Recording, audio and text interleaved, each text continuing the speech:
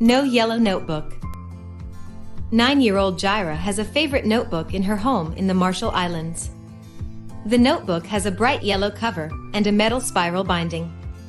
She draws pictures and writes letters on its pages.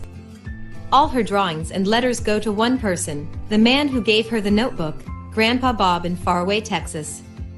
But one day, Jaira couldn't find the yellow notebook. And she really needed it. She had written a letter to say thank you for a box of gifts that she and her family had received from Grandpa Bob. Father wanted to mail her letter to Texas. "I need your letter," Father said. "Your older brothers, Raijan and Jahirayan, have given me their thank you letters, and I want to mail them today." Jaira stood at the living room table where she had left the notebook. The table was empty. Jaira looked under the table. No notebook. She looked on and under the sofa. Nothing. Where was it?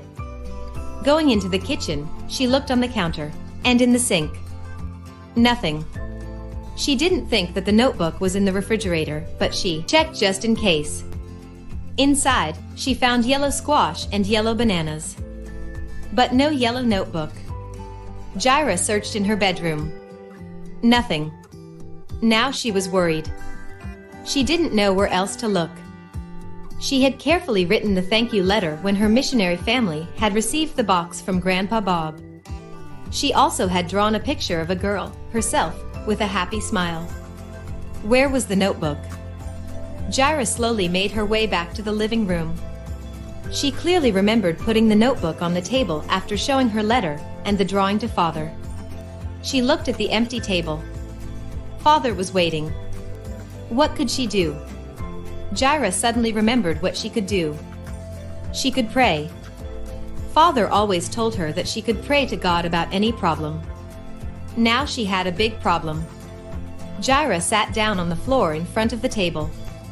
She closed her eyes and folded her hands at the tip of her nose. "Dear Jesus, please help me to find the notebook so I can get the letter to send," she prayed. Opening her eyes, her glance fell on the table. She blinked and looked again. There was her yellow notebook. "Thank you, Jesus," she exclaimed. She grabbed the notebook and looked inside.